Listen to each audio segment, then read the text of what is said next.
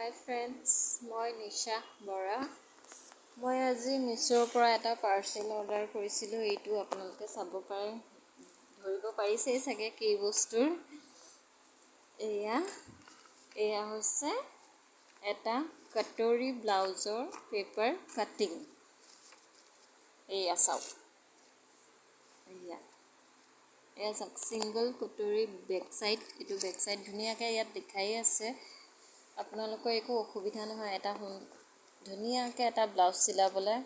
একদম সহজ পদ্ধতি এইটো। 34 চাইজৰ অৰ্ডাৰ দিছিলোঁ। এইটো হৈছে বেক চাইডৰ। এইটো আপোনালোকে কাপোৰত ধুনীয়াকৈ এনেকৈ বহুৱাই কাট কৰি গ'লেই হ'ল আৰু। তাৰপিছত চিলনিটো মাৰিব লাগিব। চাওক, এয়া চিলনি মৰা জেগাও ধুনীয়াকৈ দেখুৱাই দিছে।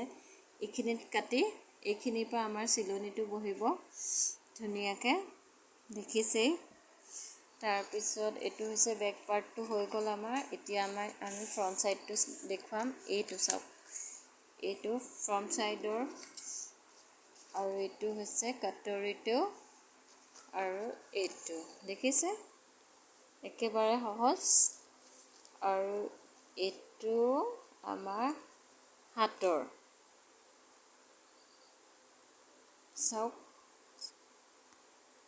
এইটো হৈছে আমাৰ হাতৰ।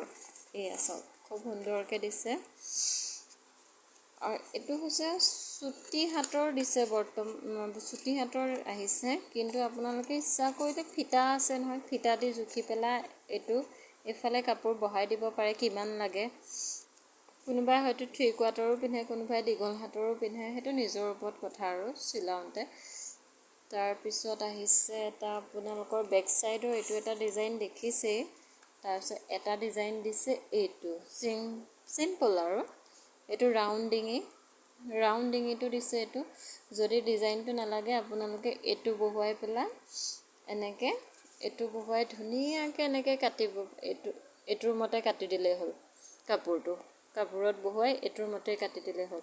আৰু যদি এইটো নালাগে তেন্তে ডিজাইন দিব বিচাৰে এইটো, বা অইন ডিজাইন দিব বিচাৰিলে সেইটো নিজৰ ওপৰতে কথা। এইটো জোখমতে এনেকৈ ডিজাইন দি দিলেই হ'ল আৰু নিজৰ মতে। আৰু এটা আহিছে এইটো বেক চাইডে হয়। খুব সহজ হয়, সুন্দৰ।